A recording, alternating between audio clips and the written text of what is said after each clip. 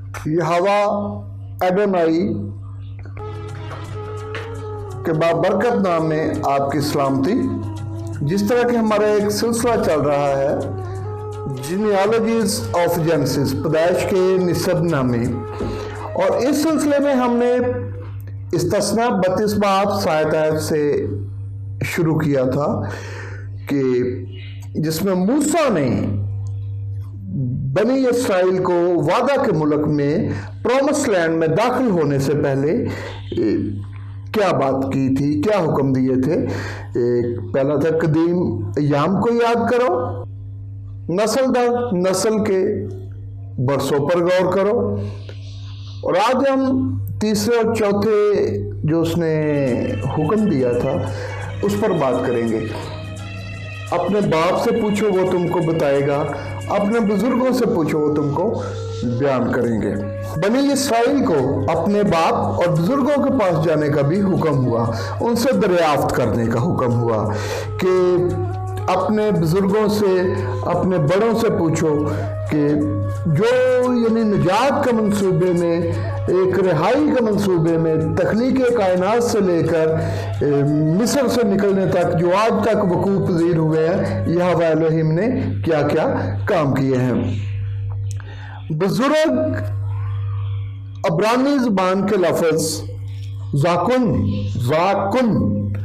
इससे अखज़ किया गया है, जिसका असल मतलब है उमर रसीदा, दाना, गहराई की बात बताने वाला।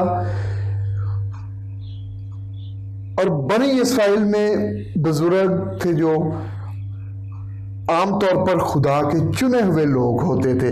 अक्सर हम बुजुर्ग की बात करते हैं तो हम समझते हैं कि हमारे शायद बाप दादा, नाना, पड़नाना, पड़दादा, ठीक है वो बुजुर्ग है, लेकिन बुजुर्ग का अकॉर्डिंग टू बाइबल मुकद्दस जो मफ़हूम और जो माने लिए गए हैं वो ये है कि गहराई की बातें जानने वाला, दाना, खुदा की तरफ से मखसूस किया। आपको पता होना चाहिए कि यहोवा ने खरूज मिस्र से पहले मूसा को बोला कि बनी इसराइल के बुजुर्गों के पास जाओ और उनसे बातचीत करो कि भाई मुझे यहोवा तुम्हारे एलोहीम ने भेजा है और मैं तुमको रिहाई दूंगा। और आपको पता है कि मूसा बिल्कुल गया था और उसने सारे बुजुर्गों को इकट्ठा किया था और उनसे बातचीत की थी।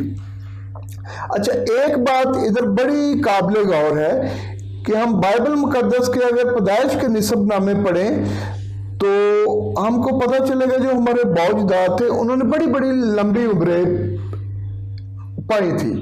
ये यहोवा की तरफ से एक बख्शिश थी या उनसे जो भी काम लेने थे और यहोवा ने उनसे काम लिए। आज के दौर में भी हमारे हिसाब से 95-96 साल एक बड़ी उम्र होती है, लेकिन उधर आपको पता 950 साल तक भी थी।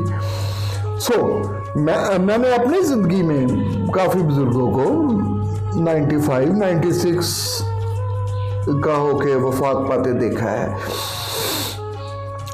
उस दौर में जो बनी इसराइल के चुने हुए बुजुर्ग होते थे उनके पास एक ख़ास हिकमत होती थी। वो जानते थे,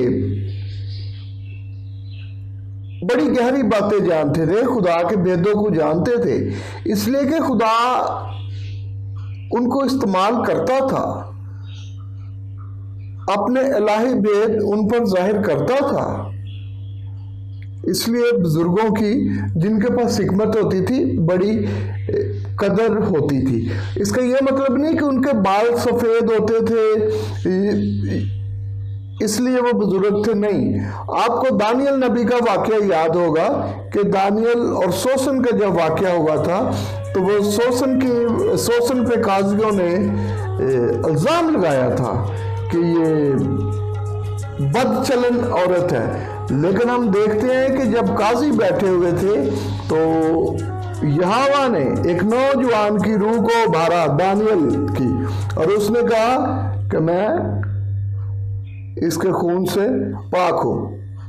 تو بزرگوں نے سے کہا تو آ کے ہمارے درمیان بیٹھ، جو قاضی تھے، کیونکہ جوانی میں یہوہ نے تجھے بڑھاپے کی، بزرگی کی فضیلت بخشی ہے۔ سو کہنے کا مطلب ہے یہ بزرگی یہوہ کی طرف سے ایک فضیلت تھی۔ بائبل مقدس میں ہم پڑھیں تو لکھا ہوا ہے احبار 19 باب 32 آیت میں بڑا واضح اور یہاں طور پر لکھا ہوا ہے کہ جن کے سر کے بال سفید ہوں، جن کے سر کے بال سفید ہوں تو ان کے سامنے اٹھ کھڑے ہونا، جن کے سر کے بال سفید ہوں تو ان کے سامنے اٹھ کھڑے ہونا، اور بڑے بوڑھے کا ادب کرنا اور اپنے یہوہ سے ڈرنا، میں یہوہ ہوں۔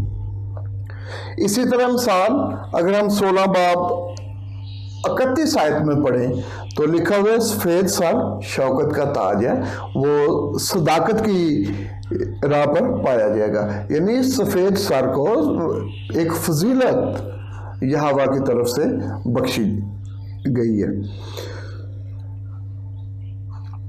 پوچھو، یعنی اپنے باپ سے پوچھو، اپنے بزرگوں سے پوچھو۔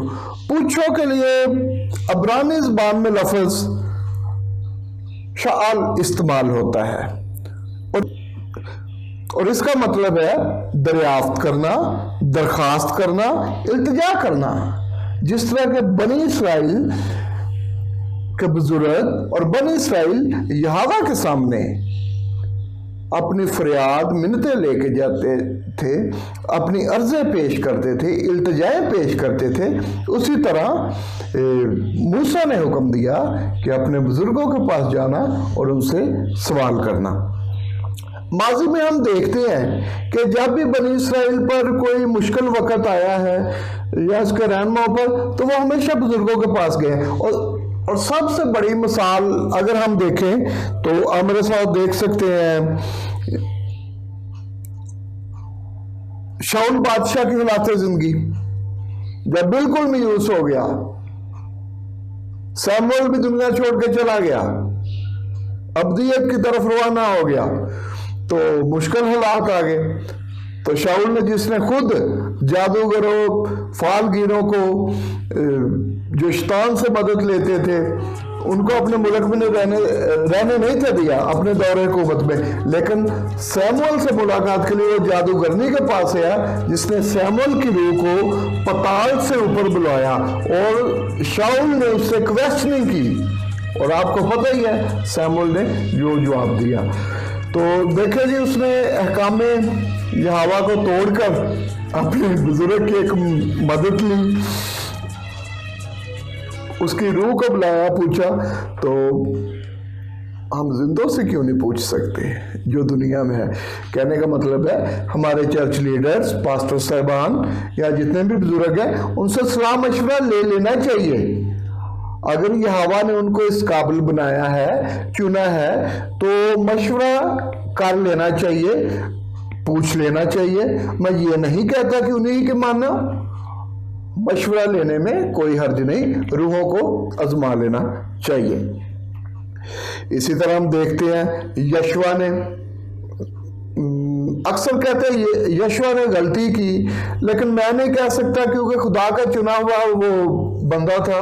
جب اس نے جبون کے باشندوں سے صلح کر لی، جو بھیس بدل کر اس کے پاس آئے تھے، اس نے بنی اسرائیل کے بزرگوں سے مشورہ نہیں کیا، نہ اس نے یہوہ سے مشورہ کیا۔ یہ وہ بہتر جانتا ہے کہ اس نے کیوں نہیں مشورہ کیا۔ اس نے صلح کا عہد باندھ لیا، اور وہ تمہیں بتائے گا، وہ تمہیں بیان کریں گے۔ عبرانی زبان کے لفظ نگاد سے اخذ ہے یہ لفظ، اس کا مطلب ہے کسی شے کو اونچی جگہ پہ رکھنا، اونچے مقام پر رکھنا، واضح کرنا۔ ہم دیکھتے ہیں، اگر آپ غور کریں، جہاں کہیں خدا اپنے لوگوں پر ظاہر ہوا ہے، وہاں لفظ ناگاد عبرانی زبان میں استعمال ہوا ہے، یعنی خدا اپنی مرضی اپنے لوگوں پر جہاں ظاہر کرتا ہے۔ بیان کرنے کے لیے عبرانی زبان میں لفظ امر ہے۔